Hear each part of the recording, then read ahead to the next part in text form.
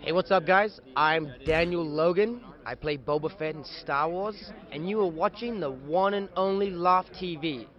Stay tuned, because there's great interviews ahead. We'll forgive the English, the accent. Hello, I am Josh with LOTH TV. I'm here with Daniel Logan, Boba Fett. How are you doing today, Daniel? I'm alright, geezer. Thank you. I am a geezer, and I'm having a great time here. Are you having a great time here at FanX too? You know what? I've been having an enjoyment of this for the last week because I've lived here for the last 4 months, 5 months. So I've actually been able to do all the publicity for it. Go and meet Gretchen and the ABC team. So I've been able to do like the publicity for the event. So I've been able to get excited before even everybody comes in. And now they all came in. I'm like, oh yes, but I feel like I've been a loner for a week, and then now my friends are here. So we'll finally be able to do, the fun part of it, which is hang out with my buddies after I did the whole, advertising on every Perfect. news or podcast there is. Yeah.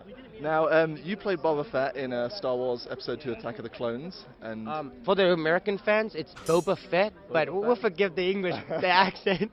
that is my accent. I'm giving you a hard time.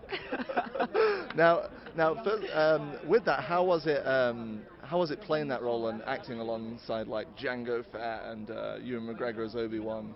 Dude, it was awesome, man. I mean, I was the most blessed and luckiest little kid ever, you know what I mean? I was talking to my sister over FaceTime the other day, and my mom had just moved, and she was keeping some of her stuff in storage at my sister's house.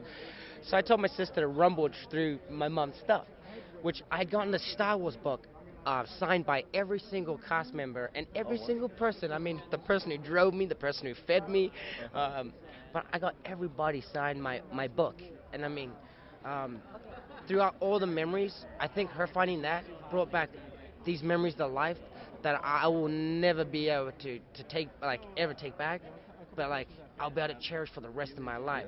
So it's like I did so many things just to get these autographs. Like everybody told me like, no, you can't go and ask Natalie Portman for her autograph. She does not sign, and I'm like, whatever. I'll get Natalie Portman's autograph. And I mean, I'm like all of 12, 13 years old, and I'm like, you watch it, I'll get it.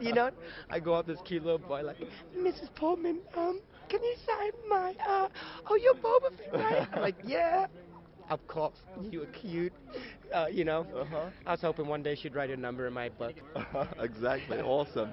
And then also with the announcement of Star Wars Episode 7, do you think with Boba Fett falling in the Sarlacc pit, do you think there could be some way that he could be alive?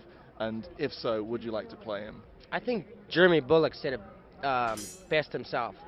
Boba Fett never died. He created a whole nother universe.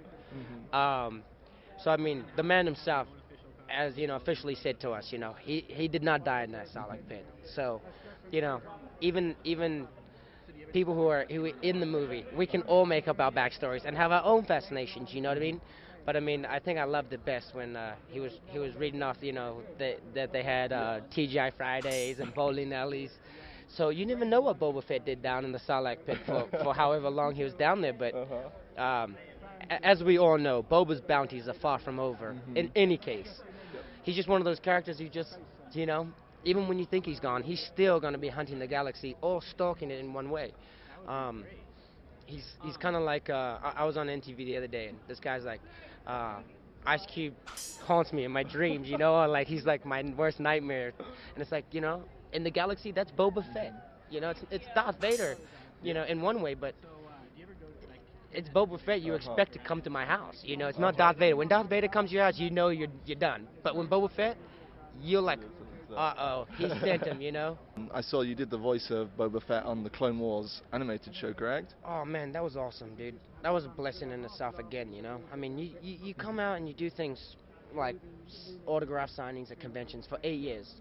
You never think, just being yourself, try to be as humble as you can, will actually pay off again. And, I mean, I thought that me, starting to get to know Dave Filoni, I mean, that wasn't the only reason I got to know him, but, I mean, I tried and grease up any time I could, just try and get myself any role on the Clone Wars. And then when I got the call, I was like, man, Dave, you're the best, like, I was only joking with the greasing up and stuff. I just thought he was a good guy, but it's like, I thought, wow, it paid off. But then I joked him about it, and he said, no, actually, George Lucas wanted Boba Fett back into the Clone Wars, and he asked for you by name. And like, when I heard that, dude, like, my heart stopped. I mean, it still even tears me up sometimes. It's just like, you know, George Lucas realized what he did to me Yeah. when I was that age, and I could have ran with it and become maybe a terrible person or big-headed person, um, or be like how I am. And I think in my way, in my own eyes, I appreciate him for giving me another chance at the world, because he could have given any um, talented, voice actor who has had plenty of history in what he's done, but he gave me that opportunity and trusted that I would be able to do it. I just think that's awesome, and um, that's one of the things that I love about Star Wars also, and the blessings about George Lucas is like, I moved to the United States, and if I was just any other child, I would have had to go through a whole lot of process just to be able to get in here. I asked George Lucas to write me a letter for my immigration, and I mean, he could have gotten his assistants, he could have gotten anyone to type up a letter, like a printed letter. He hand wrote a letter from his own personal letterhead, with his own personal return address, stating, like, I should stay. And it was funny because I've said this a couple of times, and although it's reality, it's become a kind of a funny joke that my attorney for my immigration, she's one of the best, and she's like, oh yeah, it's usually going to take quite a long time, about 3 to 6 months. And in between that time, you usually have to go back to the country of origin. So I would have had to go back to New Zealand for 3 to 6 months. I'm like, no, like the world's gonna stop. Like, no, what am I gonna do? And I get back to, I leave about a week later. I get there. I'm there for less than a day, and I get this call. You've been approved. I can't believe this. Like, this is amazing. This is the quickest I've ever heard of. And I mean, she's done hundreds, thousands maybe. And I think I got some Star Wars fan that was like, George, who's this Daniel Logan? Get that up stamp, You know what I mean? Yeah, And exactly.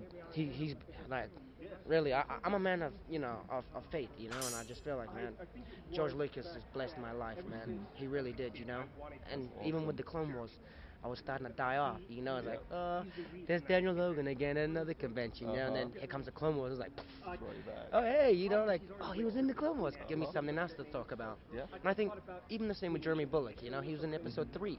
Yeah. After all those years, and it's like, you just gotta be you, be a good person, and I think that's what George Lucas admires the most.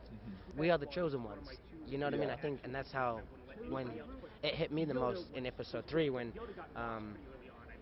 Obi-Wan turns to Anakin, he's like, why, Anakin? You are the chosen one. And I feel like all these other characters that aren't necessarily the smiliest or most ambassadors of this franchise, although they're still making movies that are making tons of money, and they say, oh, it beat Star Wars, or it beat this, it beat Titanic, there will be nothing that really truly beats Star Wars and the fan base of it. I mean, there's no other franchise that's lived for so long. You know what I mean? Like, yeah, okay, now we have all these new, like, Hunger Games, Harry Potter, but you know what? Yeah, I love the franchises. I think they were very strong and powerful. But George Lucas has created something that's going to live on forever. You know what I mean? A legacy. There'll be nothing that can compete to this movie. And I mean, in that, you're blessed. You know what I mean?